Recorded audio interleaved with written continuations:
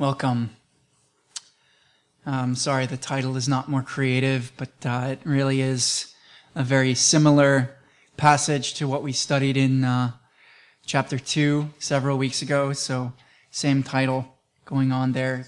He's coming back around to the same theme. But we've all heard horror stories about people who won the lottery and it immediately ruined their lives. All of their friends and family come out of the woodwork, just asking for money, asking for huge sums of, can you pay off my house, and things that they would never, ever dare to ask for before. It just ruins friendships. People are usually bankrupt a couple years after they win the lottery. Even people who've won multiple times and gone bankrupt multiple times because they just don't know what to do with all of that money. And suddenly coming into a sum like that has a tendency, when combined with human nature, to be really destructive. And yet we hear those stories, but we don't really believe them. We all think, surely if that was me, if I won the lottery, I would handle myself quite differently. Maybe you don't play the lotto because you view it as gambling, and that's a good thing, right? God expects us to be responsible, not frivolous with the things that we have as good stewards. We just read in our catechism question for this morning that the commandment not to steal also implies that we are to work hard. And you see that in Scripture. God expects us to work for 6 days and to labor hard and to do all our work, and not just to look for get-rich-quick schemes. And yet we still embrace the American lie that you can do anything that you set your mind to, that hard work always pays off in exactly the way that you expect it to. And the ultimate lie behind those lies, that you are ultimately in total control of your own destiny. You get out what you put in. This morning, James wants us to understand just how foolish that thought really is. He has strong words of rebuke for middle-class Christians, or middle class didn't really exist back then, but some commentators will say middle group. He has rebuke for them. He has stronger warnings for very rich people. And then lastly, he has encouragement for the oppressed. We saw part 1 of this sermon way back in chapter 2, where James was talking about justice, not just generally, but his overall point was, you be the justice that you want to see. It starts with you. You have to pursue that in your own life. So that's where we're going this morning. We're going to follow along with James's argument as he takes up this same theme again. And we're going to see those 3 points of first the rebuke, then the warning, and then the encouragement. So first, the rebuke. James is talking to the merchants, the so-called middle class or middle group Christians within the church, people who they haven't yet gotten their hands on the real wealth, but they're definitely after it, right? They're definitely trying to be the up-and-coming in the world. They have good jobs and they have a little bit of disposable income. And these are a group of Christians within the church that James is specifically addressing. And he says in the beginning of our passage this morning, come now. It's a very conversational tone. James is writing a low-key letter, the same kind of way that we might fire off a quick email. It's loosely organized. He's just getting all of his thoughts out there. He wants to be understood clearly. So he's using simple, down-to-earth language, and yet the subject matter that he's actually talking about is anything but low-key. As always, James has been deadly serious throughout this letter, and he isn't letting up now. Come now introduces this hypothetical scenario, which is hardly hypothetical to his readers. It's rhetorical in that it's written down and he doesn't expect a direct answer, but they would have seen a clear and obvious reflection of themselves in the scenario that he's about to set before them. He doesn't name them directly, but everybody knows that he means them when he says, you who say thus and such. He means the middle class. He means the up-and-coming business schemers. Now, it's not planning per se that James is concerned about, but rather with having this kind of presumptuous knowledge about the future that makes them overconfident and self-assured. Right? All of you have calendar apps on your phone, right? You're planners. You have planners always around with you in your pocket, so you know all of the things that are coming up. Maybe you don't have every detail down, but at the very least, you can relate to being like these people in that you have a rough idea of where you'd like to be in 5 years. You know where you're going to be for the next year or two, those of you who are working or in school. James asks to this very group of people who are planning for the future and making all of these schemes for how they're going to make all this money and do all of these things. He says, why are you planning business meetings on this entirely worldly plane? Why are you sitting down and figuring out how much loot you're going to get without any consideration for God? See, the problem is they need a reality check, and James gives it to them. He says very bluntly, you don't know. Someone should make every economist ever read this chapter. You simply cannot predict, so you'd better be a little bit more humble with your projections and a little bit more flexible with your plans. I'll give you an example. When I was growing up, I really wanted to be a pitcher, like a major league pitcher. And then I stopped growing right around 5'8". Yeah, not too many 5'8" pitchers in the major leagues, right? And then I tore my shoulder early on in college in just an accident there. So now I can't even find the strike zone anymore. Like, I just can't throw. My shoulder's not going to cooperate. So that dream is kind of dead. And then the other thing that I really wanted to be was, if I couldn't be a pitcher, I wanted to be a Navy pilot. But they don't let you do that unless you have perfect night vision and perfect vision without glasses or without LASIK. If you got LASIK, you would be disqualified. So that was down the drain. Can't do that. I switched majors several times. I was a PChem major at one point. I have a degree in psych. Then when I transferred from junior college, I went in as a double French and linguistics major with a teacher's ed concentration in ESL, and I switched around a bunch of different times, and then I was thinking about doing my master's in linguistics, but I ended up in seminary somehow. I've told you about how I got rejected from Rutgers 6 times, and I planned to stay at Brooklyn Church for my entire time in seminary, and that clearly wasn't God's plan either. But the bottom line with all of those twists and turns and changes of plans, as James is saying, at the end of the day, you don't know squat. So don't just pay lip service to God, either by, starting your brainstorming sessions and your plans with a 10-second prayer, but actually allow God to interrupt your life and steer it in a completely different direction than what you were expecting.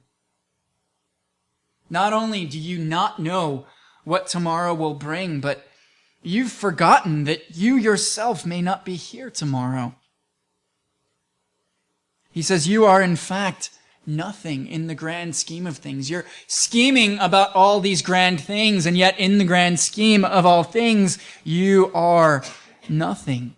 And he gives you this comparison of their very lives to mist. Mist is something that just hangs out in the morning for maybe an hour, and then it's gone, right? You've all woken up on one of those misty mornings and had to drive to school. It's gone a short time later. The atmosphere has to be just right for that mist to exist, and then it's gone. But that image is made all the more potent when you remember that the people he's writing to are living on the edge of a vast desert. Mist simply doesn't last long around here. James says your life is like mist in the desert. And so instead he says, if God wills. Now that's just not a magic charm or something as an addition just slapped haphazardly on the front to sanctify your selfish plans, but to say it seriously, if God wills, just as we pray in the Lord's Prayer, your will be done. This is what James wants us to see. Not that wealth and commerce and business is inherently wicked. In fact, the Bible says in many places that plans are good, but it's an ultimate trusting in those plans instead of filling them from beginning to end with the Lord that is wrong. It's not that planning, even long-term planning, is wrong. In fact, it can be a very positive thing, but James makes it clear that the attitude and the assumptions that we bring to our plans matter deeply. He says, your boastful, self-centered plans that lean on your own prowess and your skill and predictability of the future, as laid out above, manifests an ungodly arrogance. And furthermore, it's evil. He says again, very bluntly, basically, you've tried to lock God out of your work life. Sure, you go to church, but he doesn't get a say in the rest of your life. Remember back to chapter 1 where we talked about tests of character or temptations to sin, how the same event, the same stuff in your life can go either way depending on how you respond to it. And so now James is saying, which one of those is your job going to be? Is your work, is your future going to be a test of your character to grow in godliness, or is it going to be a temptation to sin? What is your future career going to be? Even in ministry, as a pastor, workaholism and a trust in our own natural abilities is a very easy trap to fall into. I see so many pastors that are workaholics and neglect and destroy their families for the sake of ministry and the church. I remember my last year of seminary, I was taking sermon delivery as a class. And I mean, just frankly, I had about 4 more years of experience than most of the other guys in that class. Most of them, would just, maybe they led a Bible study once a week at their church, but their internships weren't very intensive. But of course, I'd been in Brooklyn under Sam Park, so I was preaching, 3 to 5 times a week for the last 4 years. So I just been doing it a lot longer than most of my classmates had. And so, I obviously did very well in that class. And, my professor, Dr. Kent Hughes, who was a pastor out in, Chicago for a long time of a very large, church near Wheaton, he basically said to me in that class, you have a lot of natural gifting, but you need to keep making sure that you do the hard work. Never rely on that gifting and that natural talent. Always put in the hard work. Even your gifts and your abilities are all given to you so that you may rely on and glory in the giver. And so James goes on from there and he says, therefore, if you know the right, that is, if you know that you're supposed to live your whole life considering God and bringing him into the picture, what theologians call coram Deo, living before the face of God or in the face of God, if you know that that is how your entire life is to be conducted and you fail to do it, this is sin. The plans themselves, while neutral, turn from being a growth in grace opportunity to being a sin against the Lord when we mishandle them. He says, you may not be rich right now, but surely a part of you desires to be. Never trust in riches. All of you gung-ho, creative, anything is possible millennials, remember that this is not our home. We live here about as long as a mist in the desert, but we're preparing to go to our real, forever, eternal home. So live accordingly. God is not aloof or disinterested, and you are not independent. Your riches and your resources and your skills and your plans are all borrowed. That's the rebuke that he has for these middling Christians. But then he moves on in the beginning of chapter 5 to this scathing warning for the rich, and he turns his attention to non-Christian landlords. These are now, he's talking about the rich 1%ers who employ many of the members of his church. And it's primarily a judgment on them, but it also serves as a kind of, you remember in Charles Dickens' A Christmas Carol, how he takes Scrooge to the ghost of Christmas future, and he allows him to see what things will be like in the future after he's gone. This is kind of the same thing. James is allowing these Christians to see a kind of Christmas future for the first group that he's addressed. Here's what it could all too easily look like after you've gotten the goal of all this life has to offer. Here's what your life can look like after you win that lotto. If all of your plans go your way and you get that big house and that perfect job and you get everything that this world has to offer, here's the danger. And the second come now at the beginning of chapter 5, while being equally direct, instead of being a down-to-earth tone like it was the first time, it's actually reminiscent of the prophetic denunciations and woes of the Old Testament.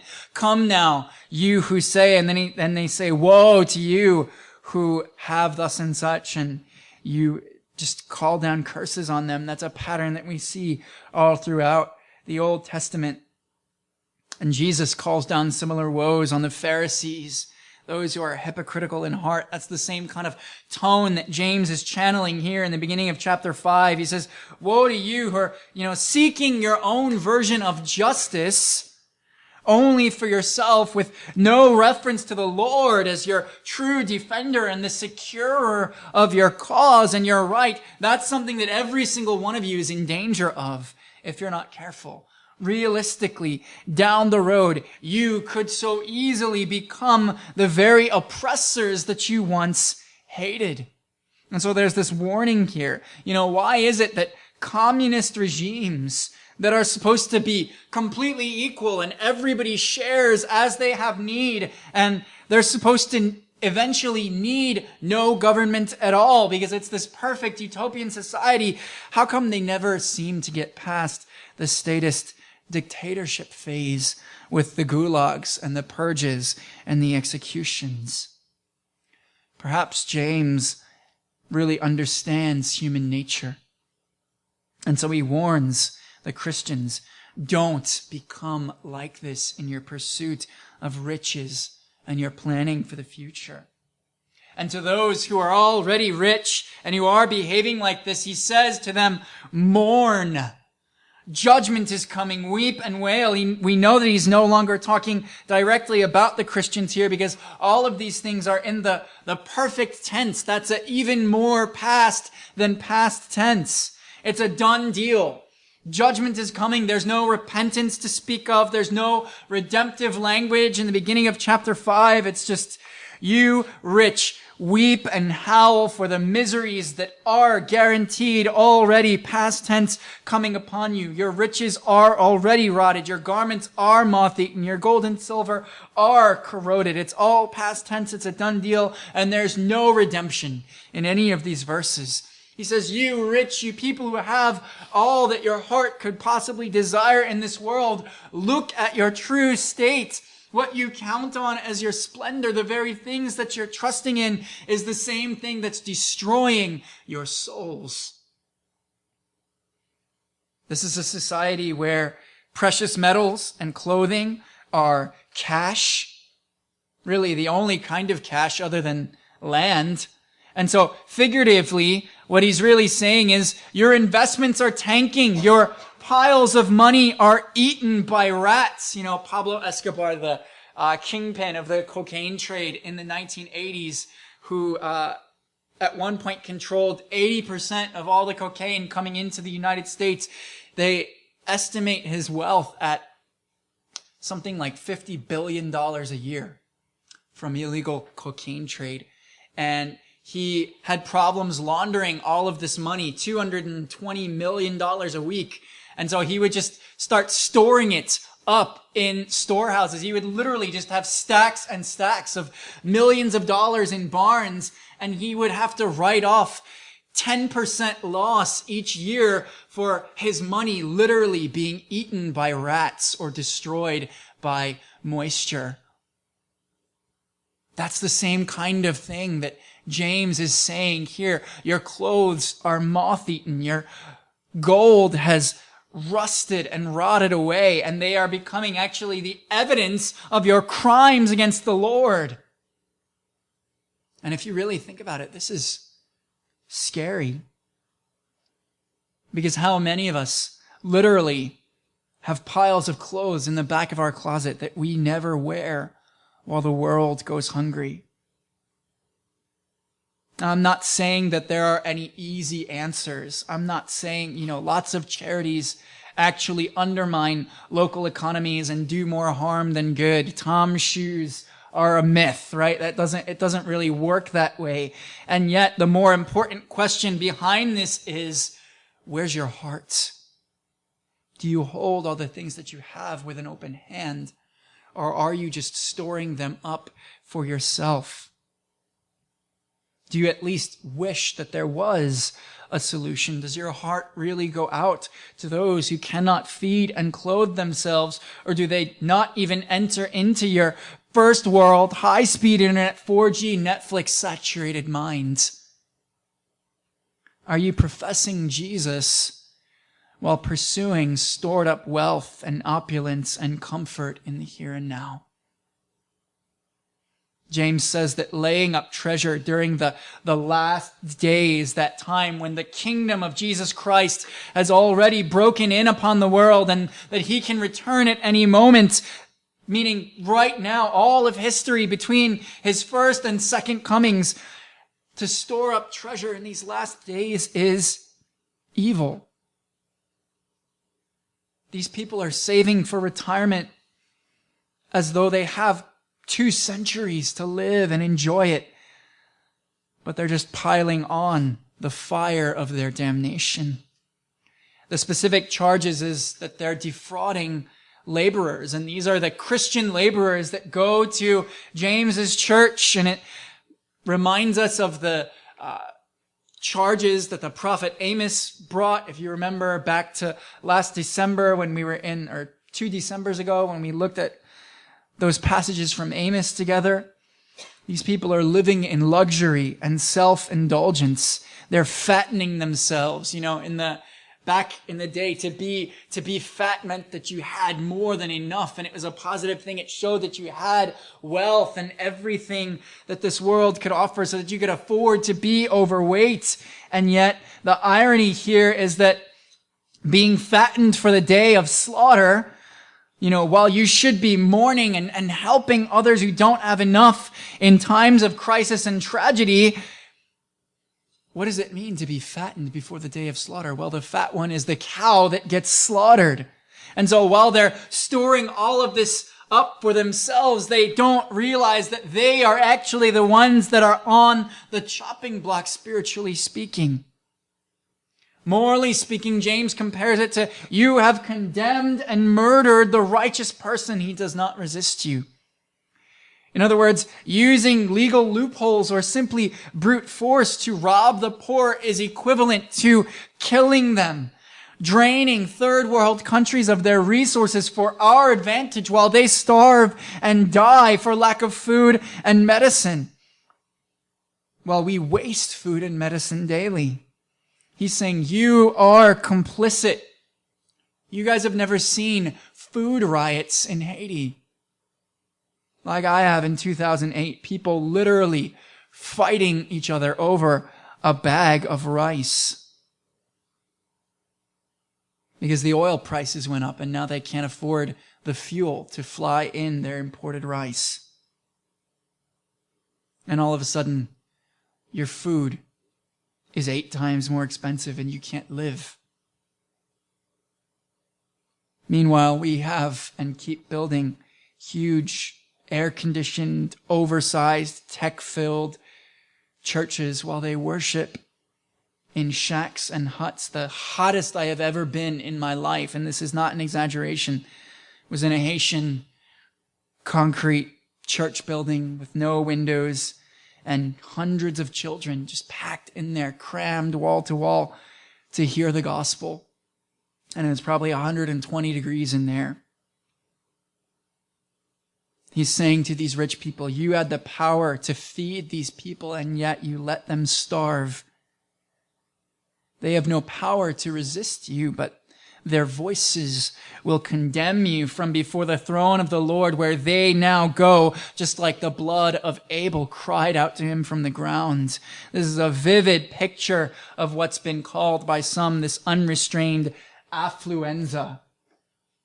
Just like the flu, influenza, but affluenza, a sickness of affluence. That consumerism is the drug of choice for the church, and it comes from not the Lord, but from the world, and it is cancerous to our souls. Don't do yourself the eternal disservice of being finally and fully satisfied in this world apart from God. This passage makes me honestly extremely uncomfortable. James is talking about people that sound an awful lot like us Americans. And he doesn't have anything nice to say here. It's meant to be that way. If I never preach sermons that scare me, if I skip over the parts that disagree with me, I'm not preaching the whole counsel of God, and I'm promoting this self-satisfying idolatry. I'm doing something wrong, and yet this is what Scripture says. So I have to present it to you as what it is, a warning to the rich. But the passage doesn't end there. I thought about ending with verse 6, but I thought we'd better go on just a little bit further, because there is encouragement to be had in this dark passage. I said there would be some, but you might not see where it is yet. So you might be asking, how in the world does all of this relate to the gospel in community, which is our overall theme for the book of James? And if you continue to read past verse 6, you'll see that this is not merely a condemnation of riches, but James encourages us to count on the Lord, to remember what time it is, to live accordingly, lest you fall into the eternal pit of mammon. Remember that these rich, condemned folks in verses 1 through 6 are specifically and explicitly not the church. They're not Christians that he's talking about. But to bring it home, the day laborers here, the ones that are defrauded and robbed, the ones that are living hand to mouth, paycheck to paycheck in this passage, those are the Christians. The oppressors are the rich who have more than enough. And there's a tension then where he's not specifically saying, this is you necessarily, and yet the picture that he paints is an uncomfortably close portrait, so that we still have cause to be uneasy. And we need to ask ourselves, in today's United States, which category do you think that we honestly fall into? And we need to heed the warning to not care for the poor, especially the poor within the church, is to be complicit in their death and to come under the same judgment of the Lord as these rich 1%ers in James's time. But James is writing precisely to the middle folks,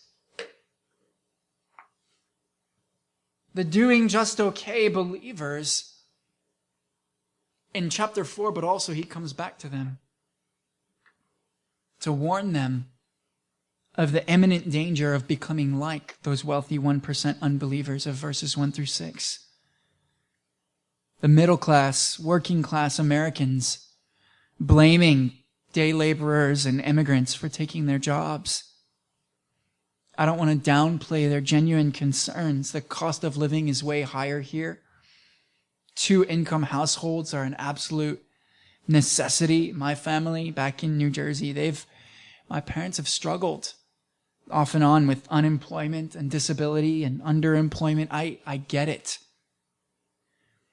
But James says, don't let that be an excuse for a hardened heart that pushes out any need for the Lord and makes all your own plans and trusts in yourself and your riches for everything that you need. Don't become like them. I said that there was going to be encouragement, and then I kept on with the discouragement. The encouragement is this: count on the Lord instead. Don't count on your plans and your ability to predict the future, but instead trust in the one who is establishing real justice, the one who hears when you cry and who does know the future. Trust in him. Likewise, when you are trusting in the Lord, like these poor, helpless Christians in the church that James is talking to, when you are including him in your plans and you still come under the oppression of the wicked rich folk from those other verses, when the tables are turned like they were for the church in James's day and may well be for us here soon, continue to entrust yourself to the Lord. In other words, what do you do when verses 1 through 6 happens to you? That's something that we'll get more into next week when we close out the book of James. But for now, it is enough to say, be encouraged and entrust yourself, not to your ability to figure things out and plan and know the future, but entrust yourself to the Lord. Include him in all your plans. Make room for him to interrupt your life. And then from that position of strength and trustworthiness, fight for the poor. Be willing to even become poor for the sake of others. And remember the gospel. To quote an old hymn that just puts it in so greatly, talking about Jesus, it says, "Thou who wast rich beyond all splendor, all for love's sake becamest poor. Thrones for a manger didst surrender, sapphire paved courts for stable floor."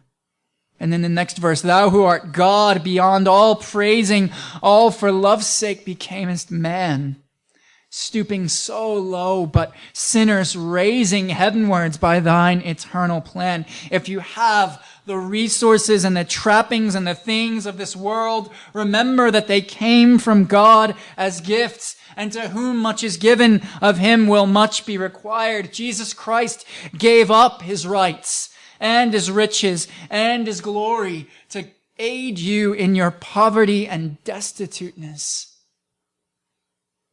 That's the gospel. So imitate him. And when the tables are turned and you find yourself lacking the resources and the trappings and the things of this world, and you can no longer feed or clothe yourself, remember that God gives truly good gifts. Jesus gave up his rights and riches to bring you those gifts. He hears you. He loves you. He establishes real justice in the world. And he calls us to be a community who lives out that justice. That is the gospel. So receive him and his free gifts. Don't trust in yourself. Trust in what he has done. Trust in him.